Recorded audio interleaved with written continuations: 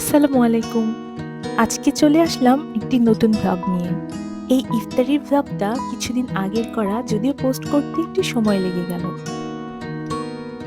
এখানে যেসব প্রবাসী বাংলাদেশিরা আছে, সবাই চেষ্টা করে রমজান মাসে সাধারণত ছুটির দিনে একদিন সবাই একসাথে ইফতার করতে।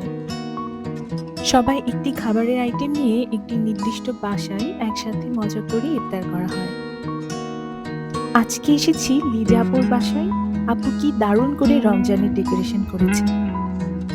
আজকে ২৮শে রমজান, এখানে ২৮ রমজানের ক্যালেন্ডারও রাখা আছে। এখানে আছে অনেক রকম শরবত এবং ফ্রুটস আইটেম। এটা সেই ভাইরাল মহব্বত শরবত, যেটা অনেক মজা হয়েছিল।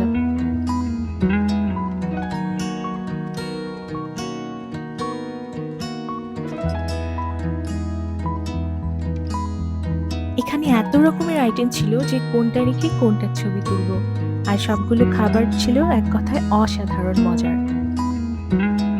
এখানে ছিল পিঁয়াজি, চিকেন উইংস, বেগুনি, সিঙ্গারা, ডিম আলুর চপ, চিকেন ফ্রাই, স্যুপ, খেজুর, মিষ্টির গজা, ছোলা, ফ্রুটস, স্টিক কাবাব সহ আরও নাম না জানা অনেক আইটেমস।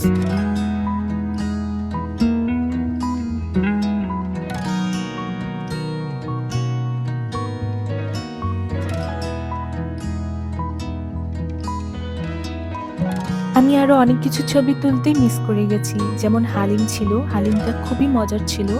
শুধু খেয়ে গেছি কিন্তু ছবি আর তুলতে মনে ছিল না।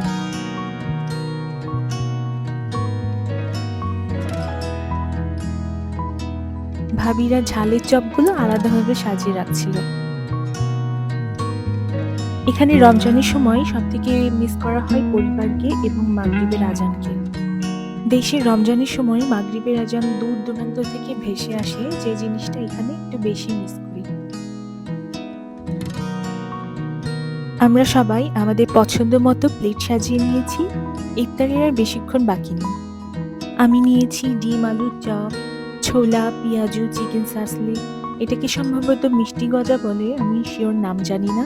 আরও নিয়েছি সিঙ্গারা, চিকেন ললিপপ আর চিকেন উইংস। সাথে নিয়েছি মোহাব্বত শরবত এবং কিছু ফল। ইফতার করে গল্প করতে করতে কখন যে রাত ১২টা বেজে গেছে টেরই পাইনি। এখন রাতের খাবারের পালা। ধন্যবাদ লিজা আপুকে এত সুন্দর আয়োজনের জন্য এবং আমাদেরকে ইনভাইট করার জন্য। সবাই অনেক ভালো থাকবেন এবং আমার পেজটা লাইক করে আমার পাশে থাকবেন। সবাইকে অসংখ্য ধন্যবাদ। আল্লাহ হাফেজ।